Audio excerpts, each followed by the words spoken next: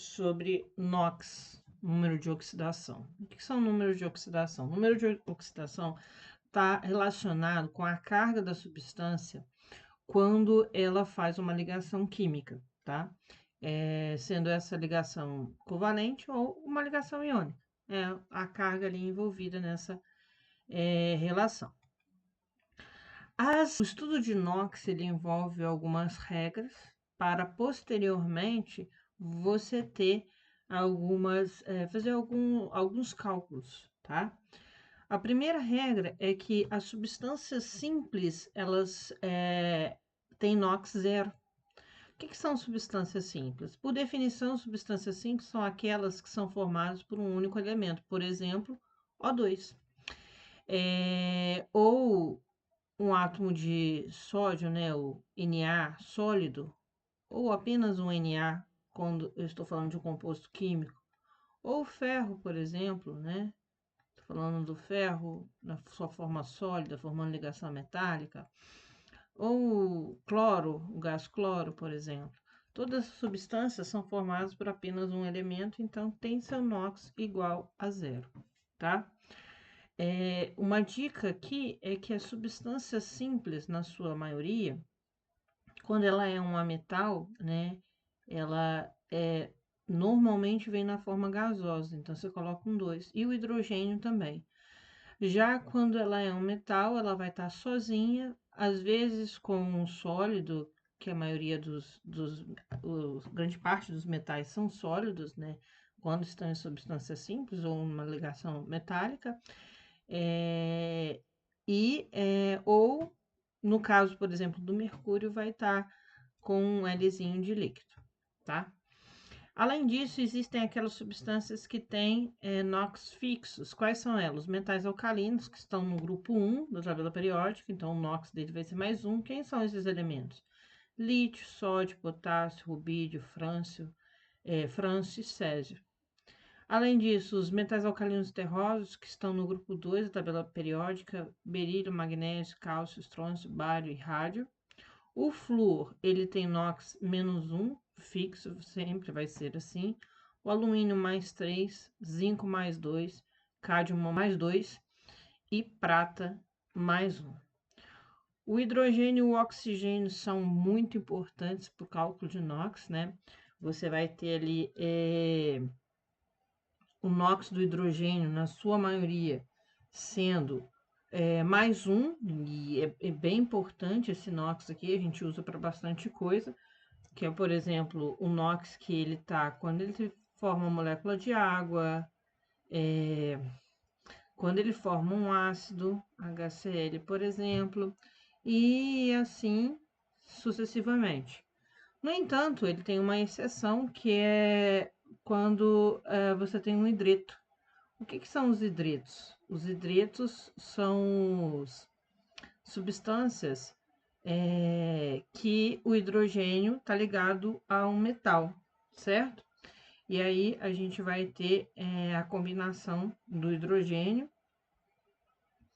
com os metais alcalinos terrosos, formando, por exemplo, o NaH é um tipo de hidreto, ou o CaH2 é um tipo de hidreto também, tá? Mas na maioria dos casos, o hidrogênio, ele tem NOx 1, certo? Então, aqui tem alguns exemplos de hidrogênio com NOx mais 1, e essas exceções que são hidretos metálicos, são substâncias onde você tem o hidrogênio com metais alcalinos e alcalinos terrosos, tá? O oxigênio é um termo muito importante. Na sua maioria, o oxigênio ele tem NOx -2, em grande parte dele. Por exemplo, tem na molécula de água, na molécula de ácido sulfúrico, a gente tem o NOx do oxigênio aí sendo -2. Mas a gente tem algumas exceções, que é quando ele forma peróxido. O que são peróxidos? É quando a gente diz que é quando o oxigênio está formando, está ligado a metais alcalinos terrosos, né? Exemplo aqui, a gente tem o Li2O2, ou, por exemplo, com o metal alcalino terroso, MgO2, tá? E aí, nesse caso, o NOx dele vai passar a ser -1, e nos superóxidos também a gente vai ter essa exceção do oxigênio. Quais são os exemplos aí que a gente pode dar de superóxido? Lítio 2, oxigênio 4, por exemplo. Um outro exemplo aqui é com Césio CS2O4.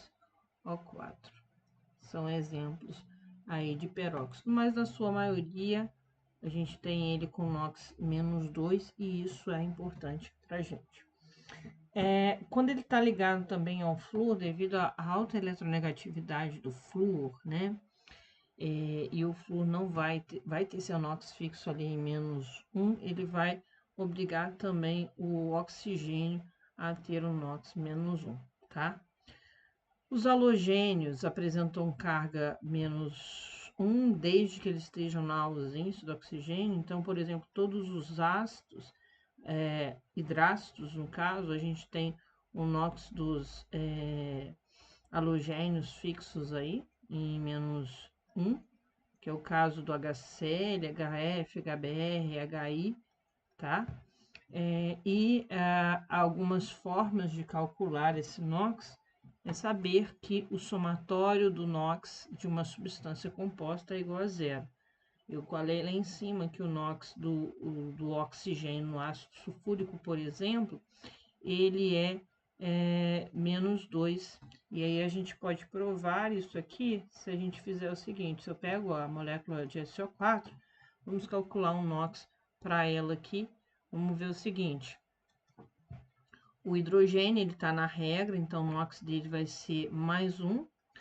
E o enxofre, a gente não falou nenhuma regra para ele, então a gente vai chamar de X. E o oxigênio está na regra, que é -2.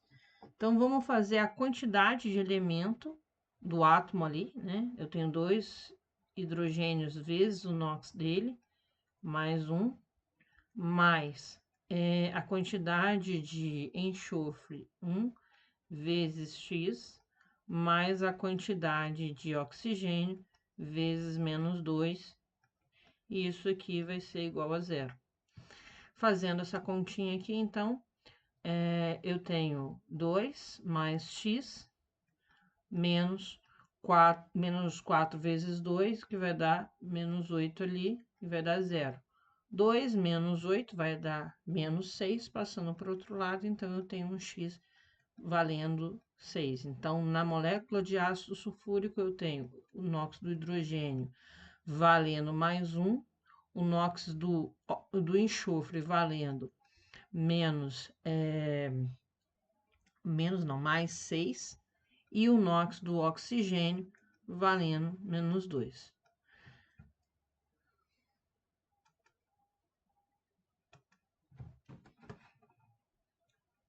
Podemos pegar um outro exemplo aqui, né? Por exemplo, o Na3PO4, fosfato de sódio, né? E vamos ver qual seria o NOx ali de todos os elementos. Eu tenho o sódio aqui, o NOx do sódio, o sódio é o metal alcalino, então vai valer +1.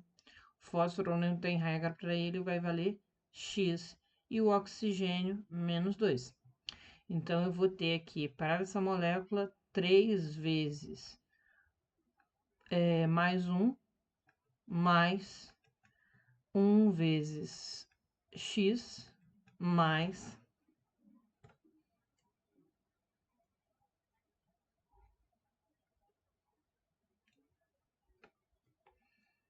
mais 4 vezes -2. Substância neutra, o NOx vai ser 0, né? Então, aqui fazendo a conta vai ser 3 mais X menos 8 igual a 0. 3 menos 8 menos 5, passando para o outro lado, o X vai dar mais 5. Então, eu tenho ali que o NOx do sódio é mais 1, o NOx do fósforo é mais 5, e o NOx do oxigênio vai ser menos 2.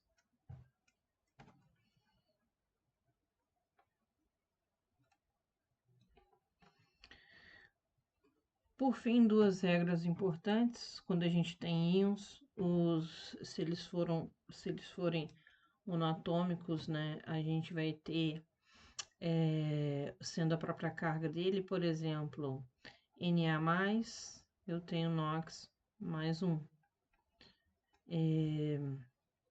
Ca2+, eu tenho NOx mais 2. S2-, eu tenho NOx menos 2. F-, eu tenho NOx menos 1.